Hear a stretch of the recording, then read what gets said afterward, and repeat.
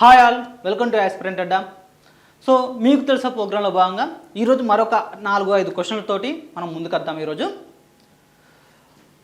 First question, Hyderabad సంస్థానంలో భాగంగా ఉన్నటువంటి ప్రస్తుత మహారాష్ట్ర జిల్లా ఏంటి? బీదర్, పర్బని, గుల్బర్గా, రాయచూర్. బీదర్, పర్బని, గుల్బర్గా, రాయచూర్. ఇది ఎక్కడ ఉంది క్వశ్చను? హైదరాబాద్ రాష్ట్రంలో స్వతంత్రోద్యమం ఈ లెసన్స్లో మనకి ఇక్కడ ఉంది. ఇక క్లియర్గా హైదరాబాద్ సంస్థానం దానిలోని జిల్లాలు క్లియర్గా ఇవ్వడం జరిగింది. ఓకే, దీంట్లో ఉన్న జిల్లాలు ఔరంగాబాద్, బిర్బ్, పర్బని, నాందేడ్, నిజామాబాద్, ఆదిలాబాద్ అంటే యాక్చువల్ రివర్స్ ఉంటుంది. ఈ విధంగా ఉండాలి. డైరెక్ట్ టెక్స్ట్ బుక్ కాబట్టి ఇక్కడ ఇవ్వడం జరిగింది మీకు ఇట్లా.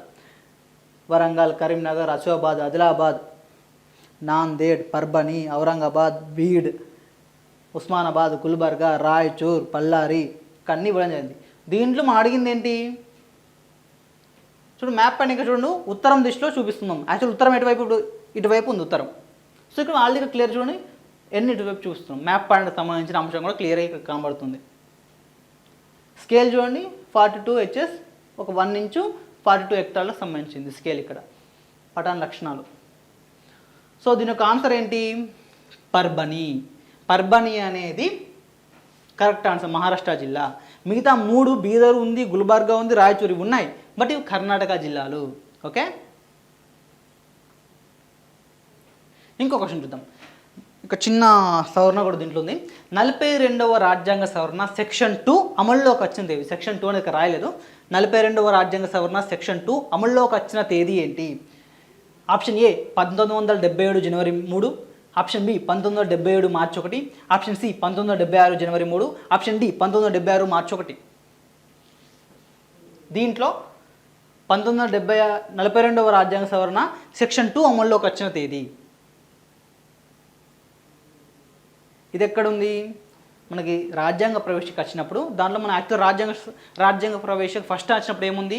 మనం అనుకుంటాం భారతదేశ సర్వసత్తాక సామ్యవాద లౌకిక ప్రజాస్వామ్య గణతంత్ర రాజ్యం. కానీ లౌకిక మరియు సామ్యవాద అనే పదాలు రాజ్యాంగంలో ఫస్ట్ వచ్చినప్పుడు లేవు. ఓకే, ఎప్పుడో కలిసాయి? 42వ రాజ్యాంగ సవరణ ద్వారా కలిసాయి. మరి ఈ కలిపిన పదాలు సెక్షన్ 2లో మెన్షన్ చేయడం జరిగింది. ఆ సెక్షన్ 2 మరి ఆ సవరణ ఎప్పుడు అమల్లోకి వచ్చింది? చట్టం జరిగింది 1976లో, కానీ అమల్లోకి వచ్చింది 1977 జనవరి 3వ తారీఖు. ఓకే, 1977 జనవరి 3వ తారీఖు ఈ యొక్క చట్టం అమల్లోకి వచ్చింది. ఓకే, 1977 జనవరి 3వ తారీఖు. Option 1 correct. ఓకే, సో ఇటువంటి గమనించాలి. డబ్ల్యూ ఇక్కడ ఏమిచ్చిండు? WEF అని ఉంటుంది, అంటే ఎప్పుడు అమల్లోకి వచ్చిందని మీనింగ్. అది ఎప్పుడు అమల్లోకి వచ్చిన మీనింగ్ అది WEF అంటే. WEF 3/1/1977 1977 జనవరి 3వ తారీఖు అమల్లోకి వచ్చింది. ఓకే, నెక్స్ట్ క్వశ్చన్, ఎస్టీ మరియు ఎస్టీ రిజర్వ్డ్ స్థానాలు లేని రాష్ట్రాల సంఖ్య ఎన్ని? 3, 4, 5, 6. ఇది ఆల్రెడీ ఇటువంటి సంబంధించిన క్వశ్చన్ మనకి గత టెట్లో వచ్చినట్టుంది, కానీ సంఖ్య అడగలేదు.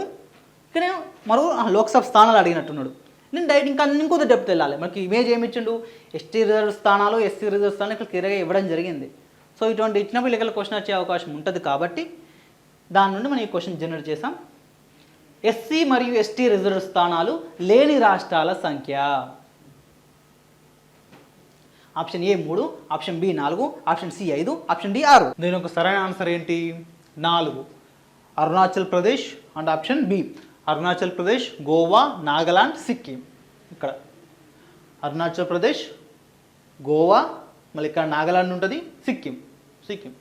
ఈ 4 స్థానాలు, 4 రాష్ట్రాల్లో ఎస్టీ స్థానం లేదు, ఎస్టీ స్థానం ఈ 2 స్థానాలు లేవు. ఓకే, సో ఇటువంటి క్వశ్చన్లు మన బుక్లో అవైలబిలిటీ ఉంటాయి. మన ఏదైతే inside text book between and beyond the lines అంటున్నాము, బిట్వీన్ ద లైన్స్ కింద ఈ బుక్లో ఇటువంటి అన్ని అంశాలు ఉంటాయి. ఇక్కడ ఎస్సీ ఎస్టీ స్థానాలు మాత్రం క్వశ్చన్లో ఎగ్జామ్లో ఏమవచ్చు? ఎస్టీ స్థానాలు లేని రాష్ట్రం అడగచ్చు, ఎస్టీ స్థానాలు లేని రాష్ట్రం అడగచ్చు. ఓకే, ఇటువంటి క్వశ్చన్ అడగచ్చు. ఎస్సీ స్థానాలు ఎక్కువ ఉన్న రాష్ట్రాలు, ఎస్టీ స్థానాలు ఎక్కువ ఉన్న రాష్ట్రాలు ఏంటి? సో ఇటువంటి అడిగే అవకాశం ఉంటుంది.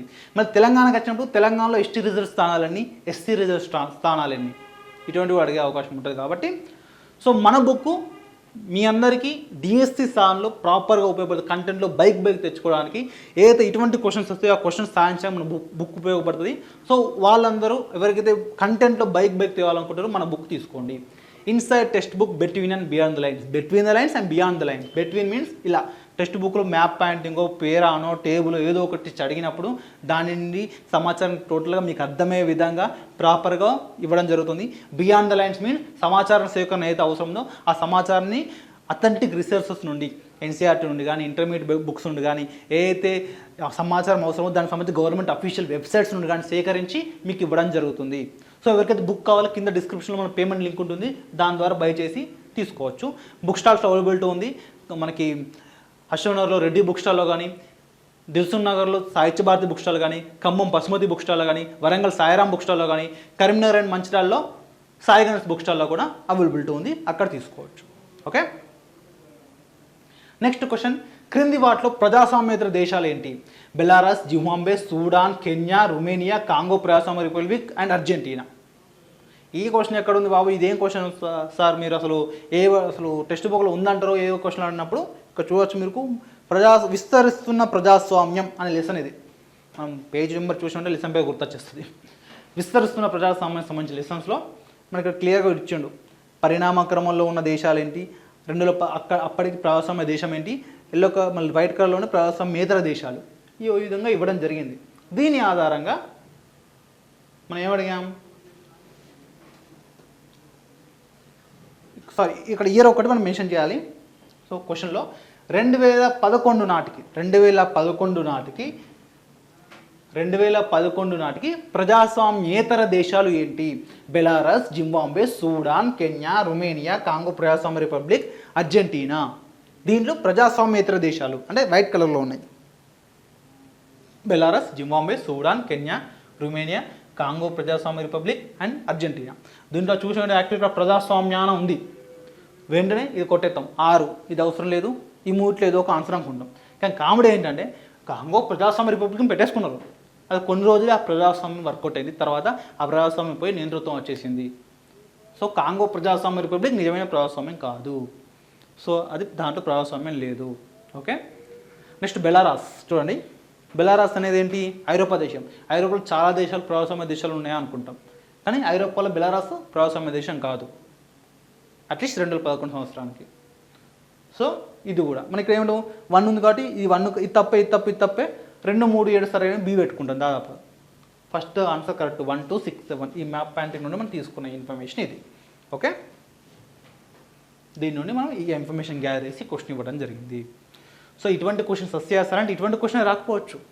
ఏ క్వశ్చన్ టెక్స్ట్ బుక్లో కనుక్కోండి కానీ మ్యాప్ పాయింటింగ్ కానీ ఎటువంటి క్వశ్చన్ ఇంతకుముందు ఎట్లా యూస్ ఏంటి, తెలంగాణ మనకి 4th or 5th క్లాస్లో తెలంగాణ మ్యాప్ ఇచ్చేసి దాంట్లో పంటలు ఇచ్చిండు. పటం చూస్తే ఏ విధంగా, మ్యాప్ చూస్తే ఉంది అన్ని పంటలు అన్ని జిల్లాల్లో పండుతాయి లెవెల్లో మొత్తం అన్ని ఈ విధంగా ఇచ్చేసాడు. కానీ మళ్ళీ ప్రాపర్గా విశ్లేషించుకుని పట్టిక చేసి అల్లకల్లే మిర్చి పంట సంబంధించిన క్వశ్చన్ అడిగాడు. సో ఏ పటం ఉన్నా ఆ పటాన్ని పూర్తిగా విశ్లేషించి మనం పట్టిక రాసుకుని దాని నుండి క్వశ్చన్ ఇచ్చే అవకాశం ఉంటుంది కాబట్టి చదువుకోవాలి. ఓకే, తెలంగాణ పంటలకు సంబంధించిన ప్రశ్న ఏముందో టెట్ ఎవరికి సెషన్లో వచ్చిందో సో గుర్తు తెచ్చుకోండి, ఆ క్వశ్చన్ ఉంటుంది. లేదా పీడిఎఫ్ ఓపెన్ చేసి చూసుకోండి, ఆ క్వశ్చన్ ఉంటుంది. ఏ పటమైనా పటాన్ని ప్రాపర్గా అర్థం చేసుకోవాలి, అప్పుడే ఒక్క మార్క్ కూడా మిస్ కాకుండా ఉంటుంది. సో అంటే అన్ని అంశాలు ఈ బుక్లో ఉన్నాయి, ఎవరికైతే అవసరం ఉందో తీసుకోండి. ఇంకో క్వశ్చన్ చూద్దాం. రాము డిపాజిట్ చేసిన బ్యాంకు దివాలా తీసింది. ఇప్పుడు రాము తన డిపాజిట్లో ఎంత మొత్తాన్ని తిరిగి పొందగలడు? రాము అనే వ్యక్తి బ్యాంకులో డిపాజిట్ చేశారు, ఆ బ్యాంకు దివాలా తీసింది. ఓకే, ఇప్పుడు ఎంత మొత్తం ఆ బ్యాంకును ఎంత మొత్తం అడగచ్చు? నేను 1 కోటి రూపాయలు, నేను సతీష్ కుమార్ అనే వ్యక్తి 1 కోటి రూపాయలు బ్యాంకులో డిపాజిట్ చేశారు, ఆ బ్యాంకు దివాలా తీసింది. ఇప్పుడు నాకు ఎంత అమౌంట్ రిటర్న్ వస్తుంది?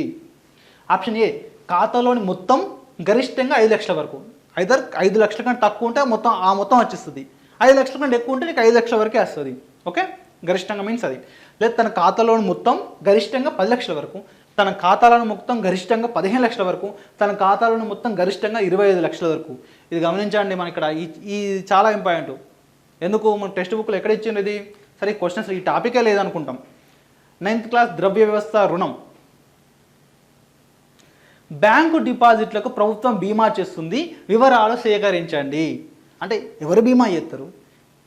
డైరెక్ట్ ప్రభుత్వం గవర్నమెంట్ ఆఫ్ ఇండియా బీమా ఇన్సూరెన్స్ చేయదు కదా, దాన్ని చేయడానికి ఒక సపరేట్ సంస్థ ఉంటుంది. ఆ సంస్థ ఏంటి, అది ఎవరి ఆధీనంలో పనిచేస్తుంది, నీకు ₹1,00,000 డిపాజిట్ నాకు ఎంత అమౌంట్ రిటర్న్ వస్తుంది ఒకళ్ళు దివాలా తిత్తే అనే అంశాలన్నీ మనం ఇక్కడ చూసుకోవాలి. ఓకే, అర్థమైందా? ఇప్పుడు ఎంత అమౌంట్ రిటర్న్ వస్తుంది ఇక్కడ నాకు కింద కామెంట్లో మీరు కామెంట్ చేయండి. నేను 50 లక్షల వరకు లేదా ₹1,00,000 బ్యాంకులో డిపాజిట్ చేశాను, నాకు ఎంత అమౌంట్ రావాలి? ఇప్పుడు బ్యాంకు దివాలా తీసింది, బ్యాంకులో పెట్టినంత మాత్రం నాకు గ్యారంటీ నీకు అమౌంట్ ఉంటుందని కాదు. నువ్వు ₹1,00,000 పెట్టినావు, ఇట్స్తో బ్యాంకు దివాలా తీసింది, నీకు ₹1,00,000 ఎంత? 20 లక్షలు వస్తుందా, 15 లక్షలు వస్తుందా, 10 లక్షలు వస్తుందా, 5 లక్షలు వస్తుందా? మిగతా పోయినట్టే గాను. చట్టం ప్రకారం ఇది ఎక్కడ మనకి ఏ ఇంటర్మీడియట్ టెక్స్ట్ బుక్ లేదు యాక్చువల్లీ, కానీ official website, government official website deposit insurance and credit guarantee corporation DICGC, ఇది సంస్థ మనం ఏదైతే బ్యాంకులో డిపాజిట్ చేస్తామో ఆ డిపాజిట్ చేసిన అమౌంట్కి ఇన్సూరెన్స్ ఇస్తుంది. ఎంత గరిష్టంగా ఎంతవరకు మనకు వస్తుంది క్లియర్గా ఉంటుంది చూడండి. ఏ చట్టం ప్రకారం? DICGC యాక్ట్ 1961, 1961లో ఈ చట్టాన్ని చేశారు. ఓకే, ఎంత అమౌంట్ ఇస్తుంది ఇక్కడ మెన్షన్ చేస్తారు దీంట్లోనే, అందుకోసం ఈ స్క్రీన్ షాట్ పెట్టాను. 5 లక్షలు.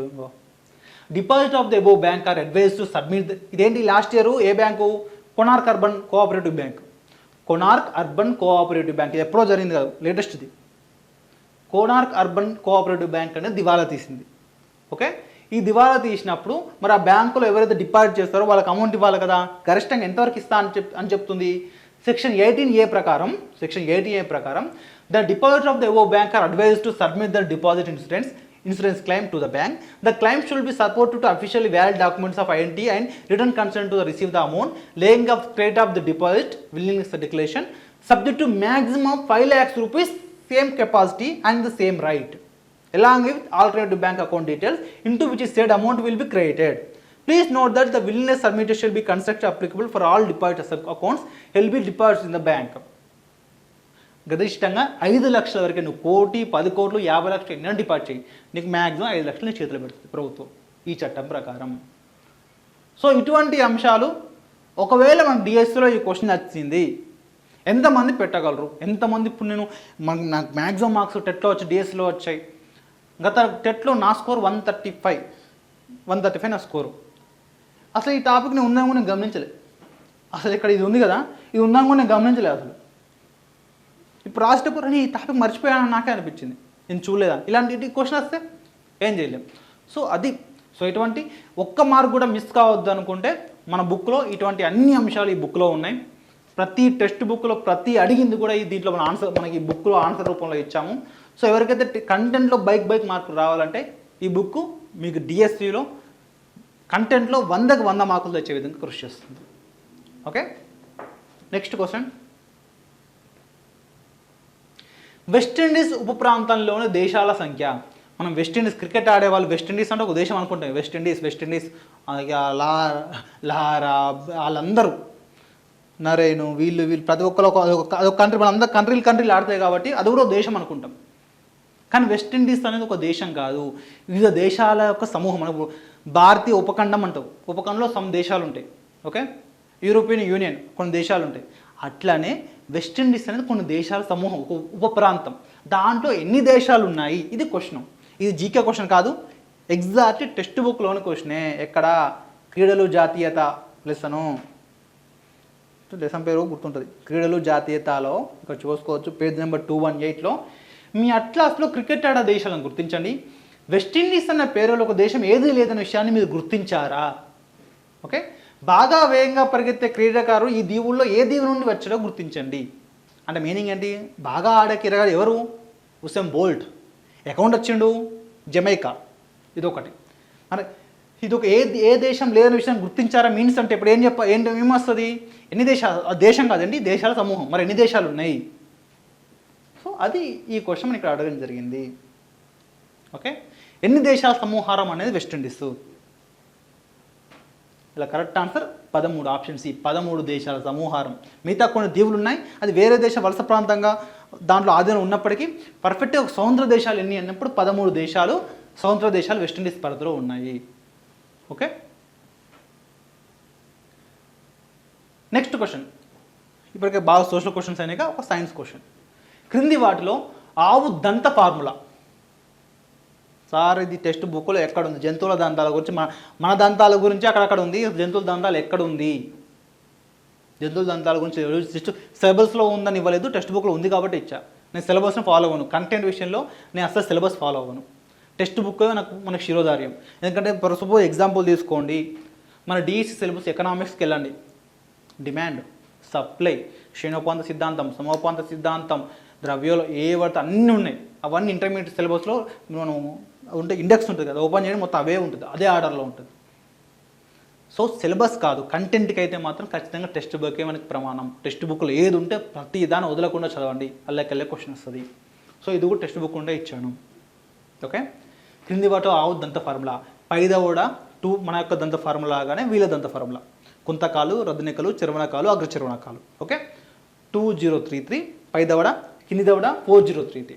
మళ్ళీ పైదవడ 0033, కిందవడ 4033. పైదవడ 1033, కిందవడ 4033. Option C. Option D 4033, option కిందవడ 2033. దీంట్లో సరైనది ఏంటి? ఇది ఎక్కడ వచ్చిందో మరి చూపిస్తాను, తర్వాత మళ్ళీ ఇది స్క్రీన్ తెస్తాను. ఇక్కడ చూసుకోవచ్చు, జంతువులు ఏమి తింటాయి అని లెసను. ఆవులకు దంతాలు ఉంటాయా? రెండు దవడలకు దంతాలు ఉంటాయా? ఆవులు పెంచేవారిని అడిగి తెలుసుకోండి. అంటే ఏంటి ఆ క్వశ్చన్ అర్థాన్ని మీనింగు డిఎస్సిలో. ఓకే, ఇప్పుడు క్వశ్చన్కి ఆన్సర్ చేయాలి. టెక్స్ట్ బుక్లోని ఆన్సరే. మనం ఏ క్వశ్చన్ ఇచ్చినా టెక్స్ట్ బుక్ నుండే ఇస్తాము, కాకపోతే ఆ క్వశ్చన్ ఉందన్న విషయం మీరు గమనించరు అంతే.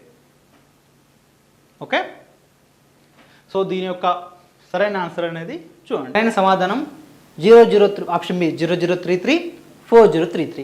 మరి 0 ఏంటి? రద్దనికలు. ఆవులకు రద్దనికలు అనేవి ఉండవు. ఓకే, సో ఇది ఈరోజు క్వశ్చన్స్. సో ఇటువంటి క్వశ్చన్స్ మన యొక్క బుక్లో, inside text book between and beyond the lines బుక్లో అవైలబిలిటీ ఉంటుంది. సో ఎవరికైతే బుక్ కావాలో కింద డిస్క్రిప్షన్ లింక్ ఉంటుంది, వాళ్ళు బై చేయండి. ఓకే, సో డిఎస్సి కంటెంట్లో 100కు 100 మార్కులు తెచ్చుకోవడం మాత్రం మన బుక్ ఖచ్చితంగా అవసరం. సో ఈ బుక్లోని అంశాలు బయట ఏ పబ్లికేషన్లో దొరుకుతున్నాయా? ఇప్పుడు ఏదైనా క్వశ్చన్స్ అడుగుతున్నానో ఆ క్వశ్చన్స్ బయట మీరు చదివే పబ్లికేషన్ బుక్స్లో ఉన్నాయా? లేదా మన టెక్స్ట్ బుక్లో ఉన్నాయి, క్వశ్చన్ రూపంలో ఉన్నాయి, సమాధానాలు ఉన్నాయి, టెక్స్ట్ బుక్లో సమాధానాలు ఉన్నాయా? ఈ సమాధానాలు బయట పబ్లికేషన్ బుక్లో అవైలబిలిటీ ఉన్నాయా? చెక్ చేసుకోండి. చెక్ చేసుకున్న తర్వాత ఈ బుక్ నీకు అవసరం ఉందా లేదా ఆ డిసిషన్ తీసుకున్నాకనే ఈ బుక్ తీసుకోండి. సో అందరికీ డిఎస్లో మంచి మార్క్స్ రావాలని కోరుకుంటూ మీ సతీష్ రావు.